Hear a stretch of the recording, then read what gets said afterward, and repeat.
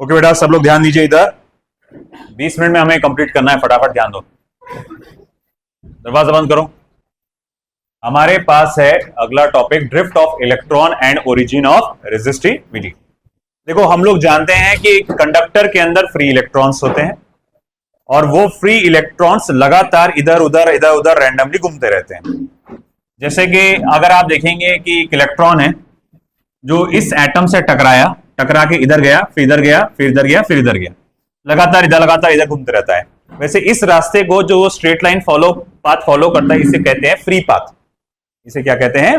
Free path.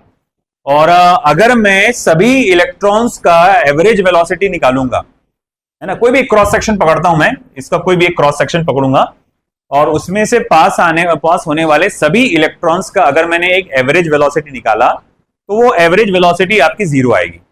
क्यों ऐसा? क्योंकि एक पर्टिकुलर क्रॉस सेक्शन में अगर लेफ्ट में जाने वाले इलेक्ट्रॉन्स की आप क्वांटिटी देखेंगे तो नियर अबाउट राइट में जाने वाले इलेक्ट्रॉन्स की क्वांटिटी भी नियर अबाउट कैसी होगी? सेम होगी। इसीलिए एनसीईआरटी में जैसा इस मैथमेटिकली इस तरह से कहा गया है कि average velocity of all the electrons, यानी कि देखो यहां क्या दिया है, सम दिया। एवरेज वेलोसिटी कैसे निकालते अपन? वी एवरेज कैसे निकालेंगे अपन? v1 plus v2 plus v3 plus dot dot dot dot plus vn divided by n करते हैं ना हम लोग, है ना। तो उसको बस शॉर्ट में लिखा गया है कि समेशन ऑफ vi, यानी i की वैल्यू कहां से कहां तक चलेगी? 1 से लेकर n तक। ये सभी i की वैल्यू डालो, सबको ऐड करो और नंबर ऑफ पार्टिकल्स से उसको डिवाइड करो, तो इसका जो सम आएगा एवरेज वेलोसिटीज का, वो क्या आने वाला बेटा? 0 आने वाला है। ठीक है, चलो माना सम ऑफ ऑल द वेलोसिटी 0 रहेगा।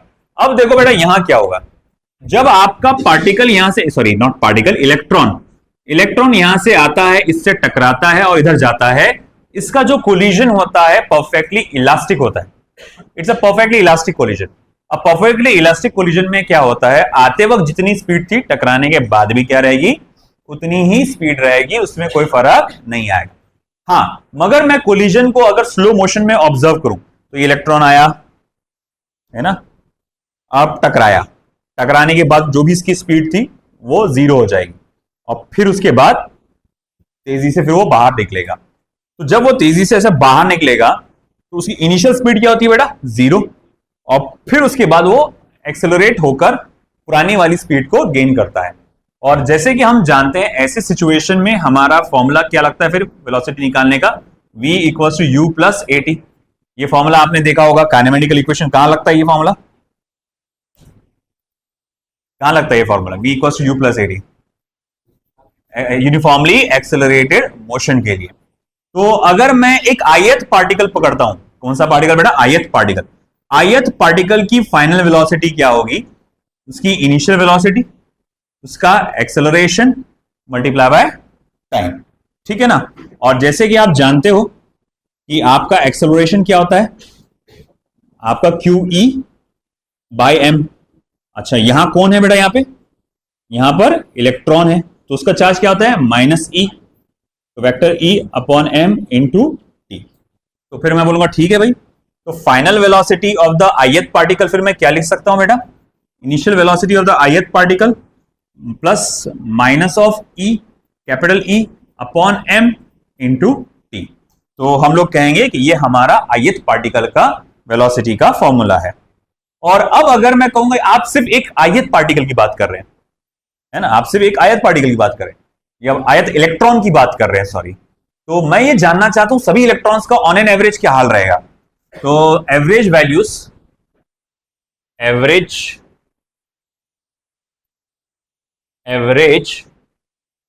Values for all the electrons, सभी इलेक्ट्रॉन्स के लिए, है ना, इनकी एवरेज वैल्यूज क्या होगी? तो अगर मुझे निकालना है सबका एवरेज वैल्यू, तो VI average plus UI average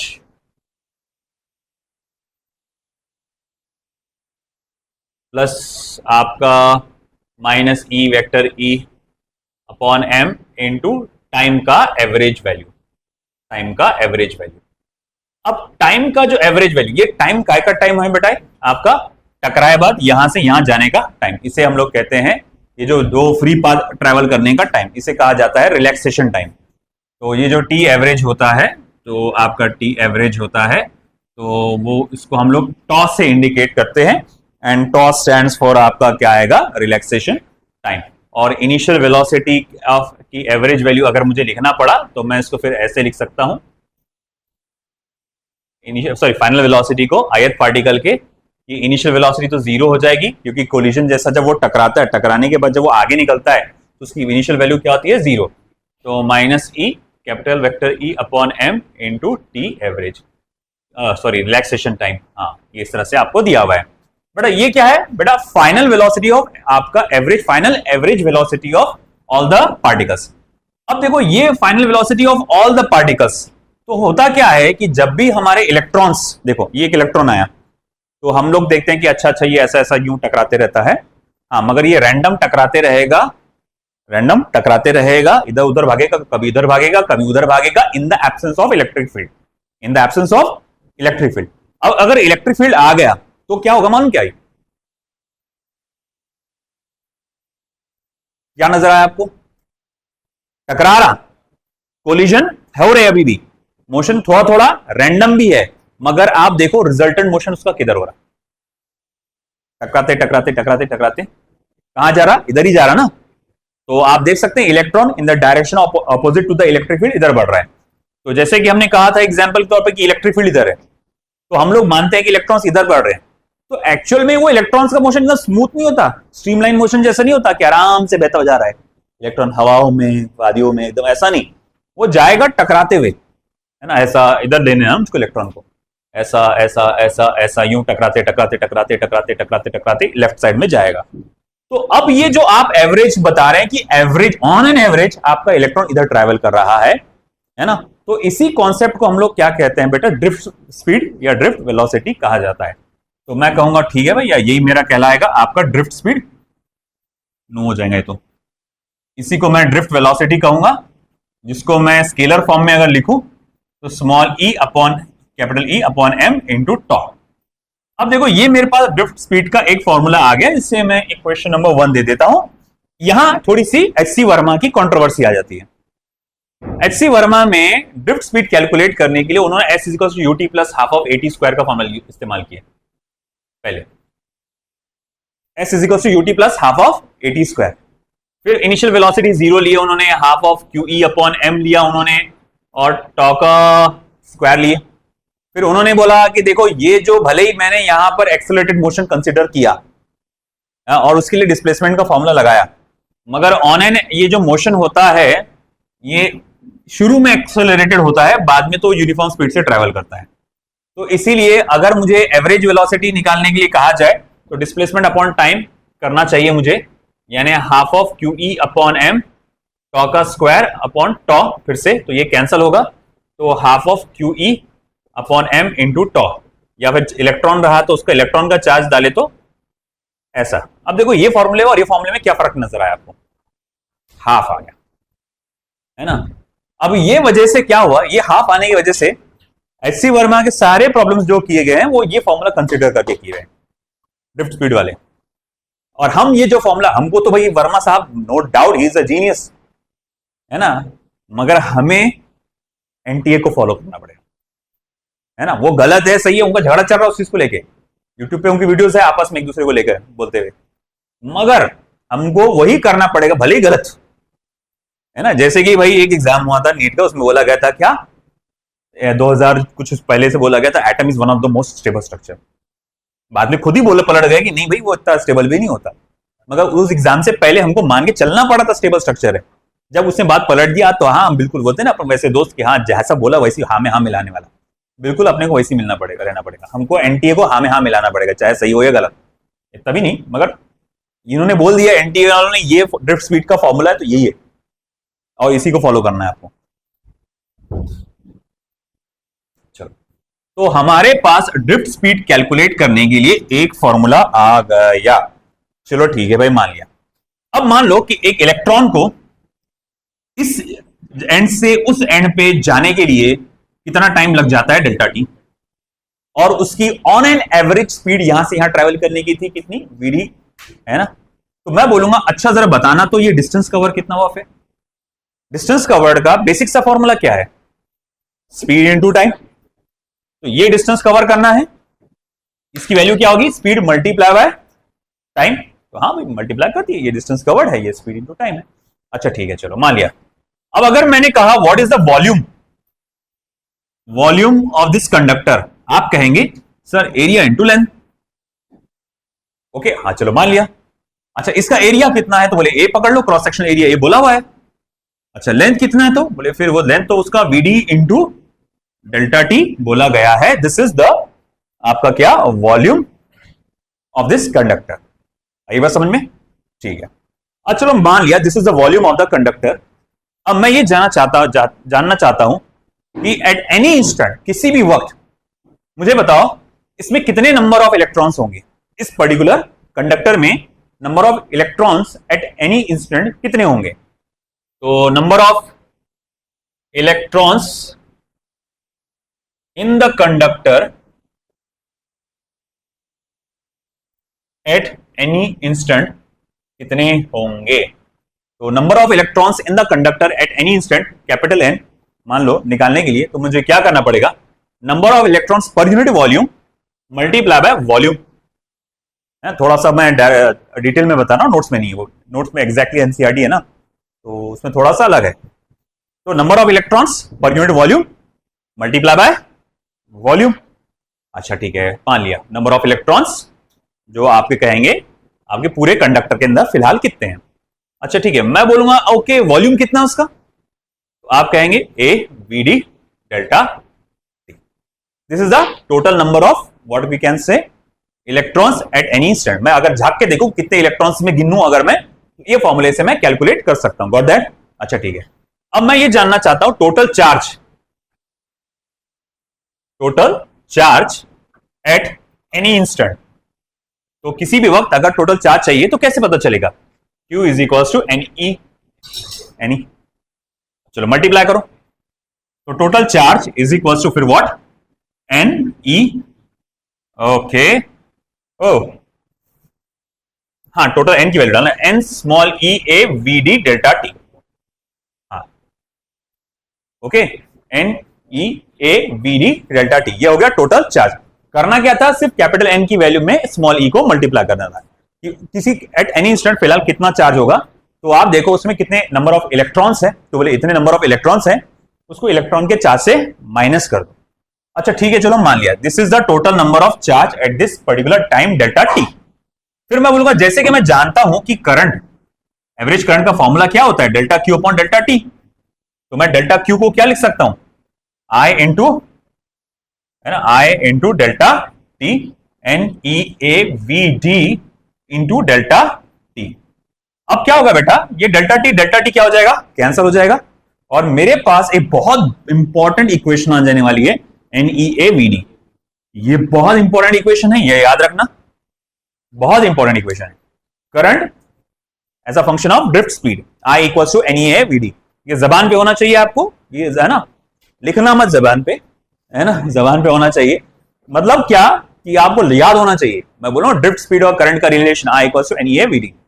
और अगर सपोज करो मैंने ये ए को उधर लेकर चले गया, तो आई बाई ए हो जाएगा करंट, एंड करंट बाद में इधर ध्यान दे, उसको कुछ नहीं आता, इधर देखो तुम दोनों को, फरहान रजा अहमद रजा, इधर ध्यान दो, बातें मत करो। तो अब ए को उधर ला लो, आई बाई ए क्या होता, करंट डेंसिटी। तो फिर मैं बोलूंगा ठीक है भाई J equals to N E A V D. तो ये मेरे पास रिलेशन आ गया आपका, कहेगा current density and drift speed का रिलेशन आ गया। चलो ठीक है मान लिया। मगर जैसे कि मैं जानता हूं कि यहां पर ड्रिफ्ट स्पीड का तो फॉर्मूला मैंने कुछ और डिराइव करके बैठा था in terms of relaxation time, वो दिख रहा है इक्वेशन नंबर 1। इसे मुझे इक्वेशन नंबर 2 दे देना चाहिए, और इसे भी इक्वेशन नंबर 3 दे देना चाहिए, बहुत इंपॉर्टेंट इक्वेशन है। ओके तो मैं क्या कर सकता हूं कि आपके करंट की इक्वेशन को मैं इस तरह से भी लिख सकता हूं, I equals to N E A V D, है ना, N E A V D, V D की वैल्यू क्या हो सकती है, स्मॉल ई कैपिटल ई अपॉन एम इंटू टॉप, है ना। ये ड्रिफ्ट स्पीड हम लोग ने थोड़ी देर पहले ही डिराइव किए थे। तो हम ये इक्वेशन भी लिख सकते हैं। तो जाके थोड़ा बहुत अगर देखा जाए तो ये करंट की इक्वेशन हो जाएगी एन ई स्क्वायर ए ई टॉ अपॉन एम। ठीक है भैया, ये यहां पर इस तरह से हमारे पास इक्वेशन थोड़ा सा आगे पीछे है बस, बाकी कुछ नहीं है। और अगर मैं ए को इधर ला लूं तो करंट डेंसिटी हो जाएगा एन ई स्क्वायर ई टॉ अपॉन एम। तो ये मेरे पास ये एक इक्वेशन करंट की और ये आगे करंट डेंसिटी की in terms of relaxation time. ये करंट की इक्वेशन काहे में है? In terms of drift speed. Current density की इक्वेशन काहे में है? In terms of drift speed. ये जो करंट की और करंट डेंसिटी की इक्वेशन है in terms of relaxation time. ठीक है, चलो मान लिया यहां पर in terms of relaxation time. Okay okay okay okay. हाँ, फिर बाद में वेक्टर फॉर्म में भी लिख के बताया गया इसको। Vector j is equal to N E square upon m t into vector e, ये वेक्टर फॉर्म में दिया गया। ठीक है, और जैसे कि हम जानते हैं, वो याद है अपन ने कल की बात है, रेजिस्टिविटी का कॉन्सेप्ट पढ़ रहे थे अपन। तो रेजिस्टिविटी कंडक्टिविटी के कॉन्सेप्ट को अपन स्टडी कर रहे थे। तो मैं यहां जानता हूं कि since J equals to sigma e, ये फॉर्मूला था। तो हम लोग ने ये फॉर्मूला ऑलरेडी देखे चुके थे यहां पर। तो फिर मैं यहां लिख सकता हूं therefore sigma is equals to N E square upon M into tau, N E square upon M into tau, ये सिग्मा की वैल्यू आ जाती है। ओके, तो अगर ऐसी बात है,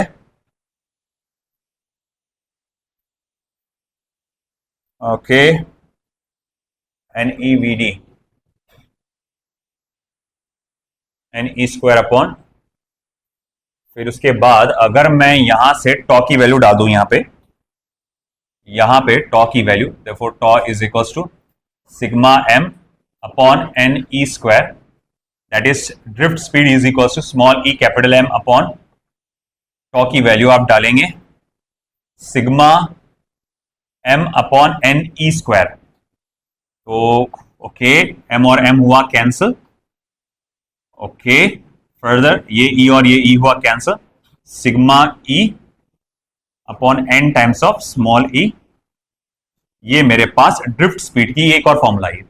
देखो बेटा, मैंने क्या किया फिर, ड्रिफ्ट स्पीड के ये फॉर्मूले में जहां रिलैक्सेशन टाइम था, रिलैक्सेशन टाइम का मैंने वैल्यू डाल दिया वहां पे। और जब मैंने वैल्यू डाला तो देखो कैंसलेशन हुई यहां पर चीजों का, और आखिरी में ये फॉर्मूला बचता है। और सिग्मा जैसे कि आप जानते हैं कि it is one upon rho, तो ड्रिफ्ट स्पीड को आप ऐसा भी लिख सकते हैं, e is equal to upon rho n e, है ना, ड्रिफ्ट स्पीड का। और जैसे कि आप ये भी बात जानते हैं कि e is equal to v by d, e is equal to v by d, d stand for potential difference जितनी लेंथ पर ऑकर हो रहा है।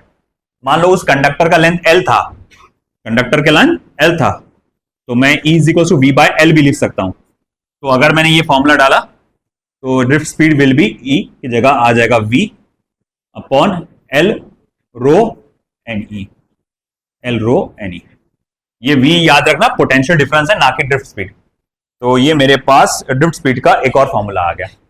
अब देखो बेटा, यहां पे अगला कॉन्सेप्ट ये आता है, आई थिंक आपको थोड़ा बहुत वो साइड का जो है ना, उधर का साइड में थोड़ा सा लिख लेना चाहिए, क्योंकि थोड़ा कंफ्यूजिंग है थ्योरी में, एनसीईआरटी की थ्योरी में थोड़ा सा कंफ्यूजिंग है, बहुत डिटेल में बोला हुआ है। तो थोड़ा समझ में आने के लिए इतना पैच जो है राइट में लिख लो, छोटा सा लिख लो वहां पर।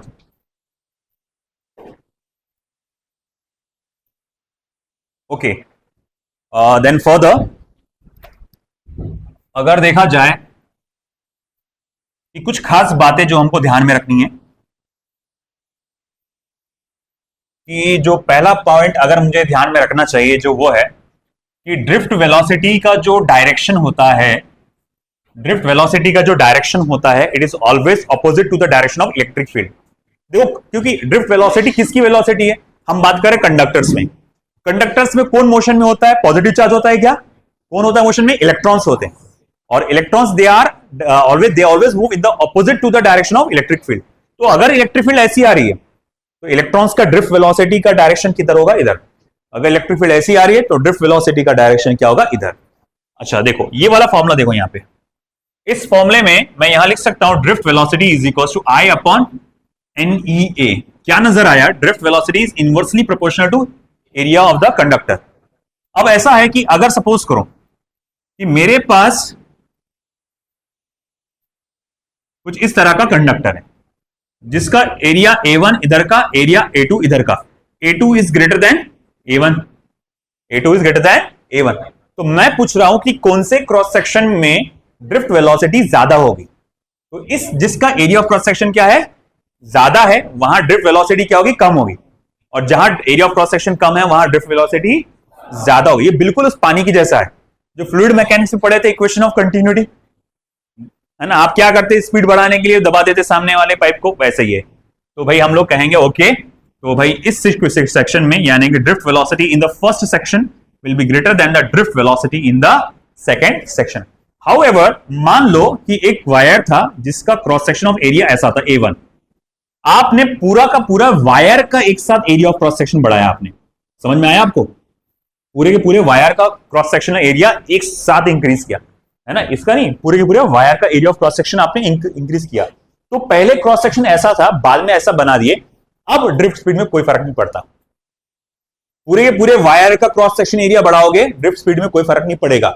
कब फर्क पड़ेगा, जब कोई एक क्रॉस सेक्शन का एरिया ज्यादा है और एक क्रॉस सेक्शन का एरिया कम है, तो उस सिचुएशन में ड्रिफ्ट वेलोसिटीज बदलते रहती है। आई बात समझ में, ठीक है। अब हमारे को आखिरी पॉइंट पे जाना है, मोबिलिटी। मोबिलिटी क्या होता है, सिंपल मैथमेटिकल, सिंपल अगर फिजिकल मीनिंग बोले तो मोबिलिटी क्या होता है ना, मोशन कितना होता है स्मूथली, तो उसको हम लोग कहते हैं मोबिलिटी। तो हम लोग देखते हैं कि मोबिलिटी जिसको म्यू से इंडिकेट करता है, कुछ नहीं बेटा, drift speed per unit electric field. इतनी इतनी इलेक्ट्रिक फील्ड पे ड्रिफ्ट स्पीड हमें कितनी मिलती है, इस कॉन्सेप्ट को हम लोग कहते हैं मोबिलिटी। और अगर सपोज करो मैं यहां इनके एसआई यूनिट्स अगर डालता हूं, है ना, ड्रिफ्ट स्पीड है, वो स्पीड है ना वो, तो मीटर पर सेकेंड, और इसका वोल्ट पर मीटर होता है, न्यूटन पर कूलम होता है, अलग अलग होता है। तो उसकी एसआई यूनिट कुछ इस तरह से आएगी, मीटर स्क्वायर पर वोल्ट पर सेकेंड, मीटर स्क्वायर पर वोल्ट, देख नहीं तो हाँ देख लेते ना, मीटर पर सेकेंड, वोल्ट पर मीटर, मीटर चला गया ऊपर, मीटर स्क्वायर हो गया, सेकंड आ गया नीचे, तो ये इस तरह से आ जाएगा। और अगर इसका प्रैक्टिकल यूनिट है बेटा, प्रैक्टिकल, क्योंकि वायर्स हमारे मीटर में होते हैं लंबे, नहीं छोटे छोटे होते हैं वायर, सेंटीमीटर्स में होते हैं। तो प्रैक्टिकल यूनिट अगर देखा जाए इसका, तो प्रैक्टिकल यूनिट होता है सेंटीमीटर स्क्वायर पर वोल्ट पर सेकेंड, ये होता है इसका प्रैक्टिकल यूनिट। और अगर सपोज करो आपको ऐसा यूनिट को प्रैक्टिकल यूनिट में कन्वर्ट करना है, तो 1 मीटर स्क्वायर पर वोल्ट पर second, it is 10 raise to power 4 centimetre square पर वोल्ट पर सेकेंड, नॉट मिनट, पर सेकेंड, ठीक है। अब देखो, जैसा हम लोगों ने कहा कि मेरे पास ड्रिफ्ट स्पीड का ये, मेरे पास मोबिलिटी का फॉर्मूला ये है, मोबिलिटी का फॉर्मूला ये है। तो अगर किसी ने मुझसे पूछा what is the formula for mobility, तो मैं बोलूंगा मेरे पास एक फॉर्मूला है ड्रिफ्ट स्पीड का, small E capital E upon m into tau, according to the NCERT, according to HC Verma 1/2 ये है ना, वो आएगा। अब ये मेरे पास ड्रिफ्ट वेलोसिटी का फॉर्मूला है। अब मैं क्या करूंगा, ये फॉर्मूला इधर डाल दूंगा, तो फिर मेरे पास ये ऐसा हो जाएगा मोबिलिटी का फॉर्मूला, स्मॉल ई कैपिटल ई अपॉन एम, ये ई तो कट जाएगा, into tau, small E upon M into tau. आया समझ में आपको, ठीक है। हाँ, मुझे एक और इंपॉर्टेंट चीज, मुझे इसका डायमेंशन भी चाहिए मोबिलिटी का, तो वो कैसे निकालूंगा मैं, यहीं से निकाल सकता हूं। बोलो डायमेंशन ऑफ मोबिलिटी कैसा आएगा, ठीक है, मीटर स्क्वायर का क्या होगा L2, और इसका कितना होगा वोल्ट, पोटेंशियल का मैंने बताया था कल ही, M1 L2 T - 3 A - 1, और इसके साथ S मल्टीप्लाई हो गया तो M1 L2 T - 2 हो जाएगा, तो M1 L2 T - 2 A - 1, है ना। अब देखो कैलकुलेशन करके ये कट जाएगा, तो फिर मैं इसको लिख सकता हूं M - 1 L0 T2 A1, this is the dimension for mobility. Okay, so जो थ्योरी मुझको लेना था 15 मिनट में हो गई।